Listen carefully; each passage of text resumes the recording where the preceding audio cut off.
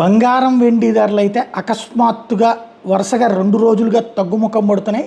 తాజాగా ఓ పక్కన బంగారపు వ్యాపారుల దగ్గర నుండి డిమాండ్ తగ్గింది, అలాగే ఇంటర్నేషనల్గా కూడా డిమాండ్ తగ్గింది. దీంతో ధరలు దిగొచ్చినాయి. ఢిల్లీలో మంగళవారం 99.9% స్వచ్ఛత కలిగినటువంటి 10 గ్రాముల బంగారం 1750 రూపాయలు తగ్గి 77,800 రూపాయలకి చేరింది. ఆల్ ఇండియా సరఫరా అసోసియేషన్ ఈ విషయం అధికారికంగా ప్రకటించింది.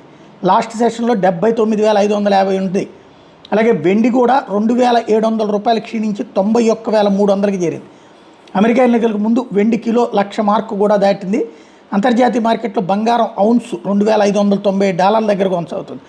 వెండి ఔన్స్ $30 దగ్గర ట్రేడ్ అవుతుంది. అమెరికా అధ్యక్ష ఎన్నికలు డొనాల్డ్ ట్రంప్ విజయం తర్వాత డాలర్ పుంజుకోవడం, ఆర్థిక వ్యవస్థ ఊపందుకున్న అంచనాలు పెరగడంతో బంగారానికి డిమాండ్ తగ్గింది. ఇదే విషయాన్ని హెచ్డిఎఫ్ సెక్యూరిటీస్ సంబంధించిన ప్రతినిధి చెప్తా ఉన్నారు, అనలిస్టు సౌమిల్ గాంధీ. దీనికి తోడు ట్రంప్ రావడంతో ఉక్రెయిన్ పశ్చిమాసియాలో కాల్పుల వినక అవకాశాలు ఉన్నాయన్న అంచనాలు కూడా సురక్షిత పెట్టుబడికి సాధనంగా భావించే పసిడి గిరాకీ తగ్గడానికి కారణం కావచ్చని కూడా చెప్తున్నారు.